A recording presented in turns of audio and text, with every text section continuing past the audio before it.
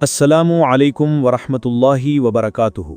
नाज़रीन कराम, हमारे मुआशरे में अक्सर ये होता है कि हम अपने छोटे मोटे कामों के लिए दूसरों पर बोझ बन जाते हैं, लेकिन इस्लाम हमें क्या सिखाता है? आज की इस वीडियो में हम हकीमुल उम्मत हज़रत मौलाना अशरफ अली थानवी रहमतुल्लाहि अलैह के मलफूज़ात से एक ऐसा सुनहरा उसूल पेश कर रहे हैं जो हुकूकुल इबाद की अहमियत को एक नए ज़ाविये से वाज़ेह करता है। आइए सुनते हैं कि हज़रत ने अपने काम का बोझ दूसरों पर डालने के हवाले से क्या नसीहत फरमाई। हज़रत फरमाते हैं, अपने काम का बार किसी पर न डाले। फरमाया कि अगरचे हमारे घर बहुत से आदमी और बहुत से काम नहीं हैं, ताहम एक तनख्वाहदार खादिम रख लिया है ताकि हमारे काम का किसी पर बार ना हो, और इसका लिहाज हर अम्र में रखना ज़रूरी है। फ़राइज़ के बाद इन्हीं का मर्तबा है।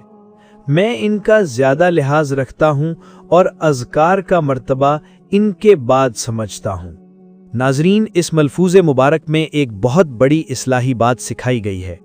हज़रत थानवी ये समझाना चाह रहे हैं कि इंसान को अपना काम खुद करना चाहिए, और अगर खुद न कर सके तो किसी को उजरत यानी तनख्वाह देकर काम करवाना चाहिए, लेकिन अपने घर वालों, दोस्तों या मेहमानों पर अपने ज़ाती काम का बोझ नहीं डालना चाहिए। आपने हुकूकुल इबाद यानी दूसरों के हुकूक और आराम का इतना ख्याल रखा कि इसे फ़र्ज़ इबादतों के फ़ौरन बाद का दर्जा दिया है। हत्ता कि नफली इबादात और ज़िक्र अज़कार से भी ज़्यादा अहमियत दूसरों को तकलीफ़ न देने को दी है।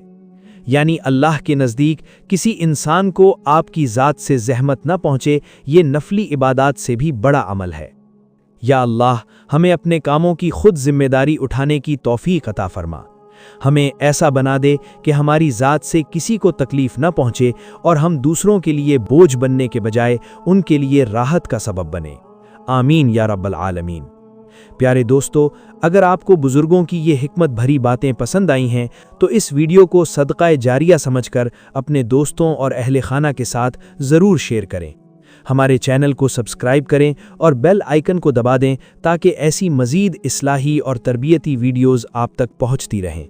कमेंट में अपनी राय का इजहार ज़रूर कीजिएगा। जज़ाकुमुल्लाहु खैरा।